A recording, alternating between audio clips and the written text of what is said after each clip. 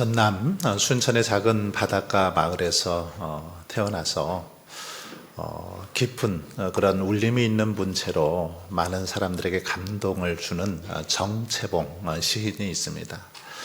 정채봉 시인은 이렇게 55세의 짧은 생을 살다가 이 세상을 떠납니다. 가남으로 인해서 짧은 생을 살다 떠나가게 되는데, 그가 남긴 시 가운데 이 만남이라는 그런 시가 있습니다. 이 시간 한번 제가 이 시를 낭독해 보겠습니다. 가장 잘못된 만남은 생선과 같은 만남이다. 만날수록 비린내가 묻어오니까. 가장 조심해야 할 만남은 꽃송이 같은 만남이다. 피어있을 때는 환호하다가 시들면 버리니까. 가장 비천한 만남은 건전지와 같은 만남이다. 힘이 있을 때는 간수하고 힘이 닳았을 때는 던져버리니까. 가장 시간이 아까운 만남은 지우개 같은 만남이다. 금방의 만남이 순식간에 지워져 버리니까. 가장 아름다운 만남은 손수건과 같은 만남이다. 힘이 들 때는 땀을 닦아주고 슬플 때는 눈물을 닦아주니까. 당신은 지금 어떤 만남을 가지고 있습니까? 이 만남에 관한 시인데 우리에게 많은 그런 깨달음을 주는 그런 시죠.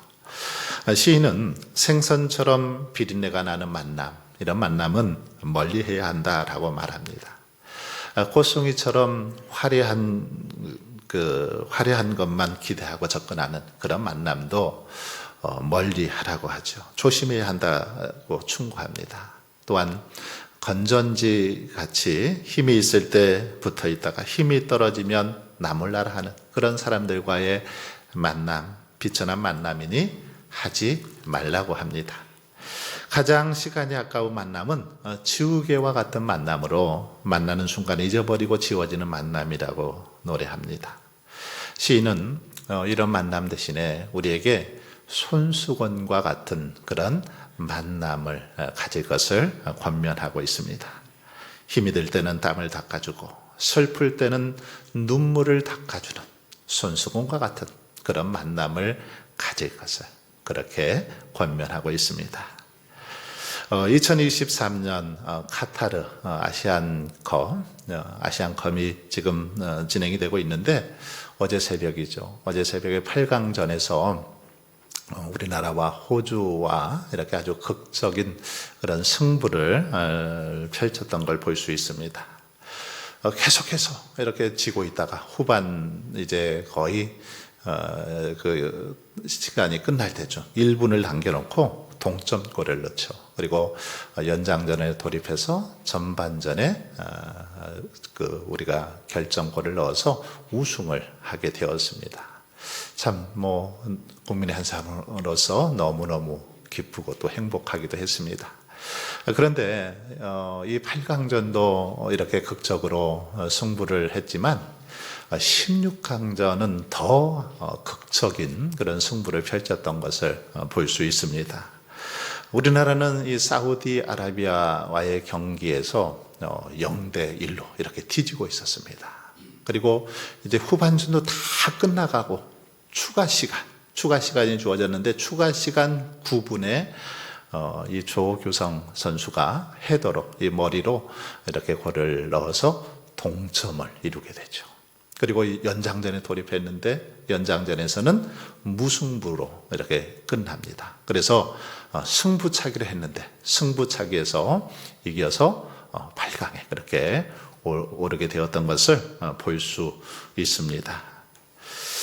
그런데 이렇게 경기 직전 정말 천금 같은 그런 동점골을 넣었던 이 조규성 선수, 이 선수가 넣은 이 골은 우리나라 그 축구 대표팀 A매치 역사상 전후반 가장 늦게 넣은 골로 기록이 되었습니다. 가장 늦은 시간에 정말 극적으로 이 골이 나와서 이렇게 연장으로 가게 되었고, 또 연장전에서 승리하게 되었던 것이죠. 그런데 이 조규성 선수는 원래 고등학교 때까지는 수비수였다고 합니다. 수비수로서 별로 두각을 나타내지 못했습니다. 그런데 고등학교 때 이 감독이 좀 이 포지션을 바꿔봐라. 그래서 그동안 수비수로 뛰었는데 이제 공격을 이렇게 하기 시작하면서 조금씩 두각을 나타나게 되었습니다. 프로 2군에서 두각을 나타내면서 1군으로 승격이 되었고 1군에서 골을 많이 넣으면서 국가대표에도 선발이 되었고 또 이렇게 아주 결정적인 순간에 골을 넣어서 많은 사람들에게 기쁨을 주었던 걸 볼 수 있습니다. 조규성 선수는 인터뷰를 하는 중에 그런 이야기를 했습니다. 고등학교 시절 자신이 감독님, 바로 이순우라는 감독이신데 그 감독님을 만나지 않았다면 자신의 인생은 그냥 한낱 이 무명 선수로 끝나게 되었을 것이다 라고 말합니다. 그러면서 정말 모든 공로를 이 감독에게, 이순우 감독에게 돌리는 그런 모습을 보았습니다. 감독님과의 만남이 자신의 축구 인생을 새롭게 쓰게 했다라는 것입니다. 감독님과의 만남을 통해서 그가 이렇게 유명한 선수가 될 수 있었다라는 그런 말이죠. 여러분, 이처럼 우리도 이 세상을 살아가면서 누구를 만나느냐에 따라서 또는 누구와 함께 하느냐에 따라서 우리의 인생이 달라지는 것을 볼 수 있습니다. 오늘 내가 누구와 함께 하느냐, 누구를 만나느냐에 따라서 우리의 인생이 바뀌더라는 것입니다. 우리 인생에서 가장 소중하고 아름다운 사건들, 만남을 통해서 이루어지죠. 또 우리 인생에서 가장 어쩌면 가슴 아프고 속상한 일들도 만남을 통해서 이루어지는 걸 볼 수 있습니다. 오늘 본문은 우리가 잘 아는 것처럼 야곱은 형 에서를 속이고 이제 집을 떠나죠. 고향을 떠나서 외삼촌 라반 집에서 생활하다가 20년 만에 기나긴 그 나그네의 삶을 마치고 고향으로 돌아오게 됩니다. 그러나 그의 앞에는 자신을 가로막고 있는 자신을 잡아 죽이려고 벼르고 있는 형 에서가 있었습니다. 고향으로 돌아가서 고향 땅을 받고 싶은데 부모님을 만나고 고향에서 이제 행복하게 살고 싶은데 자기를 벼르고 있는 해코지하려고 하는 형 때문에 마음이 무거울 수밖에 없었습니다. 그 앞에 정말 놓인 이 형에서는 아주 높은 어쩌면 장벽처럼 이제 넘지 않고서는 자신의 인생을 어찌할 수 없는 그런 상황에 놓인 것이죠. 그래서 본문에 보면 그는 가족들과 소유들을 먼저 이제 보내고 혼자서 남아서 하나님 앞에서 그렇게 부르짖는 그런 모습을 볼 수 있습니다. 24절을 보십시오. 24절에 보면 그렇게 기록이 되어 있습니다. 야곱이 홀로 남았더니, 야곱이 홀로 남았다. 이 말씀 속에는 많은 이 의미들이 담겨 있죠. 이 홀로 남았다. 이 홀로라는 말은 다른 모든 것으로부터 완전히 분리되어 있는 그런 상태를 말하죠. 다른 모든 것으로부터 완전히 분리되어 있는 자신밖에 남지 않은 그런 상태, 바로 홀로라는 말입니다. 아무에게도 도움을 받을 수 없는 그런 상태라는 것입니다. 남았더니, 이 말은 야곱이 남긴 남았지만 스스로의 결단으로 남았음을 보여주는 그런 단어이죠. 혼자 남게 된 것은 스스로 어떤 문제를 해결하기 위해서 남았다라는 그런 말입니다. 야곱은 힘겨운 문제를 앞에 놓고 어찌해야 할지 몰라서 다른 사람들은 다 보내고 이제 혼자만 이 격리된 장소에서 혼자 남아서 고뇌하고 있었던 것입니다. 그런데 야곱은 이와 같이 다른 사람의 도움을 받을 수 없는, 전혀 받을 수 없는 그런 상태에 홀로 남았을 때에 그는 하나님께 집중할 수 있었고 또 하나님과의 만남을 통해서 자신에게 닥친 문제를 해결해 가는 것을 볼 수 있습니다. 특히 본문에 보면 홀로 남은 야곱은 어떤 사람과 날이 새도록 씨름했다 이렇게 기록하고 있습니다. 여기서 씨름하다 이 말은 붙잡다, 아주 강하게 붙잡다라는 그런 뜻인데, 땅에서 먼지가 일어날 정도로 아주 격렬하게 씨름을 하는 그런 모습을 우리에게 떠오르게 합니다. 서로 붙잡고 막 먼지가 날 정도로 그렇게 몸부림치고 있는 그런 모습을 보여주죠. 본문에서 이 단어가 사용된 것은 야곱과 하나님의 사자와의 씨름이 매우 격렬했음을 우리에게 암시해 주고 있는 거죠. 그러나 여러분, 이 씨름은 단순한 어떤 힘겨루기만은 아니었습니다. 누가 힘이 세냐 이런 힘겨루기만은 아니었죠. 이것은 야곱이 하나님의 사자에게 매어 달려 울부짖으면서 처절하게 간구하고 있는, 도움을 요청하고 있는 바로 기도의 모습까지 보여주고 있는 그런 단어입니다. 기도까지 포함된 씨름이었다라는 것입니다. 야곱이 하나님 앞에서 간절히 간구하는, 기도하는 그런 모습을 표현하는 그런 단어라고 말할 수 있습니다. 물론 야곱은 처음에는 어떤 사람이 하나님의 사자인지는 몰랐을 것입니다. 그러나 곧 하나님의 사자임을 깨닫게 되고 자신에게 닥친 이 인생 최대의 위기를 극복하기 위해서 그를 붙잡고 지금 간구하고 있다라는 것입니다. 야곱이 밤새 하나님의 사자와 씨름하는 중에 날이 밝아왔죠. 그러자 하나님의 사자는 떠나려 했고 야곱은 붙잡고 놓아주질 않습니다. 그렇게 말하고 있죠. 당신이 내게 축복하지 아니하면 가게 하지 아니하겠나이다. 그를 꼭 붙잡고 놓아주지 않은 것입니다. 그때 하나님의 사자는 야곱의 이 허벅지 관절을 치죠. 관절을 치시고 야곱에게 내 이름이 무엇이냐라고 물으신 뒤에 그의 이름을 이스라엘로 그렇게 바꾸어 주시는 걸 볼 수 있습니다. 28절을 보십시오. 그가 이르되 내 이름을 다시는 야곱이라 부를 것이 아니요 이스라엘이라 부를 것이니 이는 내가 하나님과 및 사람들과 겨루어 이겼음이니라. 여러분, 하나님은 야곱의 이름을 이렇게 바꾸어 주셨습니다. 이름을 바꾸어 주셨는데 히브리인들에게 있어서 이름, 오늘 우리들에게도 이름 당연합니다만은 단순한 어떤 호칭이 아니라 그 사람의 인격과 그리고 삶을 반영하고 있는 게 이름이죠. 따라서 이름 중요합니다. 그래서 성경에 보면 이름을 많이 이렇게 개명하는 모습들도 많이 나오는 걸 볼 수 있습니다. 야곱의 이름을 그런데 이스라엘로 바꾸어 주셨습니다. 이것은 야곱의 인격과 삶이 바뀌고 또 바뀌어야 할 것을 의미하는 것이죠. 그동안 너는 야곱으로 살았지만 이제는 이스라엘로 살아라 라는 그런 의미입니다. 야곱이라는 이름의 뜻이 뭡니까? 야곱은 이 발 뒤꿈치, 형 에서의 발 뒤꿈치를 잡다 이런 의미가 있습니다. 발 뒤꿈치를 잡다 또는 남을 속이다 이런 의미를 가지고 있는 단어가 야곱이죠. 이름처럼 과거 야곱의 삶은 남을 속이는 그런 삶이었습니다. 아버지를 속이고 에서를 속이고 또 외삼촌을 속이고 거짓을 일삼는 그런 삶을 살았던 자가 야곱이었죠.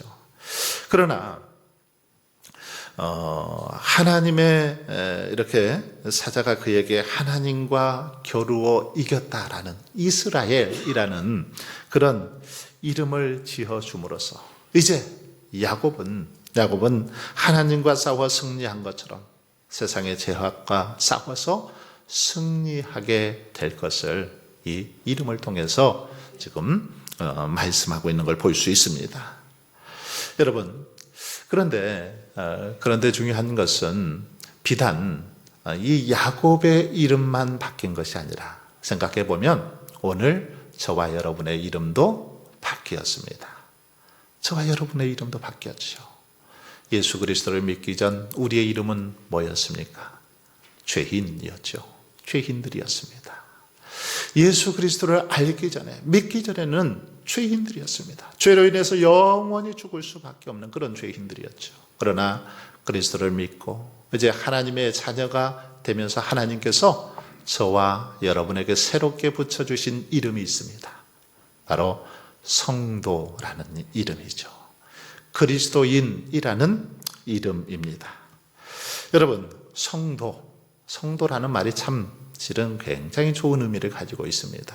거룩한 무리라는 뜻이죠. 거룩한 무리들, 이게 성도라는 것입니다. 그래서 성도님 이렇게 부를 때 이 성도, 거룩한 무리라는 그런 의미를 가지고 있죠. 그리스도인, 이 그리스도인이라는 이름은 어떤 의미입니까? 그리스도를 본받아 그리스도와 같이 사는 자들, 바로 그리스도인입니다. 크리스찬이죠. 그렇습니다. 우리는 그리스도를 본받아 그리스도와 같이 거룩한 삶을 살아야 할 자들이죠. 그러기에 우리는 탐욕과 정욕과 불의한 삶을 살았던 거듭나기 이전에 이 죄악된 삶, 이것을 다 이제 청산하고 하나님의 자녀로서, 그리스도인으로서, 성도로서 거룩한 삶을 살아야 되는 줄 믿습니다. 그렇다면 여러분 한번 지금 우리의 삶은 어떤지 돌아보십시오.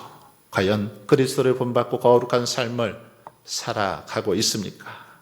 성도라는 이름처럼, 그리스도라는 이름처럼 정말 그 이름에 합당한 그런 삶을 살아가고 있습니까? 간절히 바라기는 저와 여러분은 이름만 성도가 아니라, 이름만 그리스도인이 아니라 정말 우리의 삶과 인격이 예수 그리스도를 닮아가는 그런 거룩한 성도들, 그리스도인들이 다 되실 수 있기를 바랍니다. 이렇게 이제 야곱은 야복 강가에서 생사를 걸고 하나님의 사자와 씨름을 하죠. 씨름을 통해서 하나님을 만나게 됩니다. 결국 그리고 놀라운 축복을 받게 되죠. 30절을 보십시오. 그러므로 야곱이 그곳 이름을 브니엘이라 하였으니 그가 이르기를 내가 하나님과 대면하여 보았으나 내 생명이 보존되었다 함이더라. 야곱은 그곳 이름을 브니엘이라고 했는데 이것은 하나님과 대면하여 보았다, 이런 뜻을 가지고 있습니다. 하나님의 얼굴, 브니엘이라는 단어가 하나님의 얼굴을 하는 그런 뜻인데 하나님과 대면했지만 그의 생명이 보존되었다라는 것입니다. 즉 야곱은 이곳에서 하나님과 대면하는 은혜, 곧 하나님을 만나는 은혜를 경험했으며 생명을 지킬 수 있었습니다. 이처럼 여러분, 야곱은 인생의 가장 중대한 기로에서 하나님을 만났습니다. 하나님을 만나고 그의 인생은 완전히 새로워지죠. 이제 더 이상 그의 삶에 어둠의 그림자가 없었습니다. 하나님을 만나니 그의 생각과 가치관과 삶의 목적이 바뀌어진 것을 볼 수 있습니다. 하나님을 만난 후에 그의 인생이 완전히 바뀌게 되더라는 것입니다. 여러분, 사람의 진정한 변화, 하나님을 만남으로 가능합니다. 하나님을 만날 때 가능하더라는 것이죠. 그래서 지금까지 속고 속이는 거짓으로 가득했던 야곱의 삶, 하나님을 만남으로 온전히 새롭게 변화된 것을 우리는 볼 수 있습니다. 여러분, 이것은 사람을 새롭게 변화시키는 것, 사람의 힘이 아니라 바로 하나님이심을 우리에게 분명하게 가르쳐 주죠. 사람을 변화시키는 것, 어떤 사람의 교육이나 방법이나 힘이 아니라 살아 역사하시는 하나님이시더라는 거죠. 우리는 부모님이나 선생님들이 아무리 좋은 말과 또 방법을 통해서 이렇게 자녀들을 가르치고 또 아이들을 지도해도 아이들이 그리 쉽게 변하지 않는다는 거 많이 경험해 보았습니다. 잘 알고 있죠. 또한 범죄자들을 아무리 무서운 감옥에 넣어서 오래도록 교화를 해도 그들이 나오면 또다시 너무 쉽게 범죄하는 그런 모습 많이 보았습니다. 이런 모습은 사람의 힘으로 사람의 가치관과 사람의 교육이나 방법을 통해서 사람들은 쉽게 변하지 않더라라는 사실을 우리에게 가르쳐 줍니다. 사람이 아무리 노력하고 수고해도 안 되더라는 것이죠. 그러나 여러분, 사람의 힘과 방법으로는 안 돼도 우리 하나님께서 역사하시면 쉽게 되는 줄 믿습니다. 하나님이 하시면, 하나님께서 변화시켜 주시면 놀랍게 변화되는 줄 믿습니다. 우리가 잘 아는 이 성 어거스틴, 이 어거스틴은 수십 년 동안 아주 허랑방탕한 그런 삶을 살았습니다.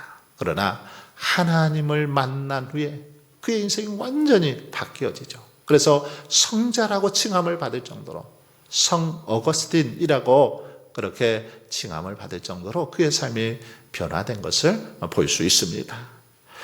우리나라 초대교회 아주 소문난 깡패로 그 이름을 알렸던 김익두 깡패가 있었죠. 이분은 복음을 통해서 하나님을 만난 후 완전히 변화되죠. 그래서 목사가 되어서 열심히 복음을 전하는 그런 삶을 살았던 것을 볼 수 있습니다. 이렇게 하나님을 만나면 아무리 흉악하고 더러운 죄인들이라 할지라도 거룩하고 정말 의로운 존재로 변화되더라는 것입니다. 그러므로 여러분, 저와 여러분의 삶이 온전히 변화되기를 원하신다면 말씀을 통해서, 기도를 통해서 하나님을 만나기에 힘쓸 수 있기를 바랍니다. 하나님을 지식이나 머리로만 아니라 정말 뜨거운 이 가슴으로 만나는 그 순간 우리의 인격과 삶이 새롭게 변화될 줄 믿습니다. 특히 본문은 야곱이 하나님을 만나는데 홀로 남아서 만났음을 보여주고 있습니다. 이것은 하나님과의 이 만남, 하나님과의 만남이 1대1의 만남이어야 되는 것을 우리에게 가르쳐 줍니다. 하나님과의 만남. 홀로 야곱이 만난 것처럼 1대, 하나님과 우리 자신 1대1의 이 만남이 되어야 된다라는 거죠. 즉 신앙은 하나님과 개인적인 만남이 중요하다라는 것입니다. 예를 들어서 아무리 부모들이 하나님을 만났어도, 또는 형제들이 하나님을 만났어도, 또는 남편이나 아내가 하나님을 만났어도 내가 하나님을 만나지 않으면 소용이 없다라는 것입니다. 내가 하나님 앞에서 1대1로 하나님을 만나야 된다라는 것이죠. 그러므로 저와 여러분은 하나님과 1대1의 만남이 있어야 합니다. 그래서 우리 주님은 너는 기도할 때 내 골방에 들어가 문을 닫고 은밀한 중에 계신 내 아버지께 기도하라. 은밀한 중에 계시는 내 아버지께서 갚으시리라. 은밀한 가운데 하나님과 만남을 가질 것을 이 말씀을 통해서 가르쳐 주고 있습니다. 실존주의 철학자 케르케고르는 하나님을 단독자로 만나는 그리스도인들을 향해서 신앙의 기사라고 그렇게 묘사를 했습니다. 신앙의 기사. 하나님 앞에 홀로 서서 하나님과 단판을 짓고 있는 바로 기도의 이 기사의 모습을 이렇게 표현한 거죠. 바로 그렇게 하나님 앞에 단독자로서 홀로 절실한 기도로 하나님 앞에 나아갈 때 하나님을 우리가 만날 수 있다라는 것입니다. 야곱처럼 하나님을 만나고 하나님의 은혜를 누릴 수 있다라는 거죠. 여러분, 야곱은 이제 하나님의 사자가 가려고 하자 내게 축복하지 아니하면 보내줄 수 없다라고 놓지 않죠. 그러자 야곱의 이 허벅지 관절을 이렇게 치시죠. 그런데 야곱은 허벅지 관절에 이 치명상을 입은 상태에도 불구하고 목숨을 걸고 하나님의 이 사자를 붙잡고 놓아주지를 않습니다. 허벅지 관절이 이렇게 어긋났음에도 불구하고 놓아주질 않습니다. 그만큼 간절하게 절박하게 자신의 문제를 해결받기 위해서 몸부림치고 있는 그런 모습을 볼 수 있죠. 그런 야곱의 간절함은 어차피 하나님이 이 문제를 해결해 주시지 않으면 저는 형 에서 앞에서 죽을 것입니다. 그 앞에서 죽느니 하나님 앞에서 죽겠으니 저를 죽이시든지 이 문제를 해결해 주시든지 하나님께서 알아서 하십시오. 저는 하나님을 절대 그냥 보내드리지 않겠습니다.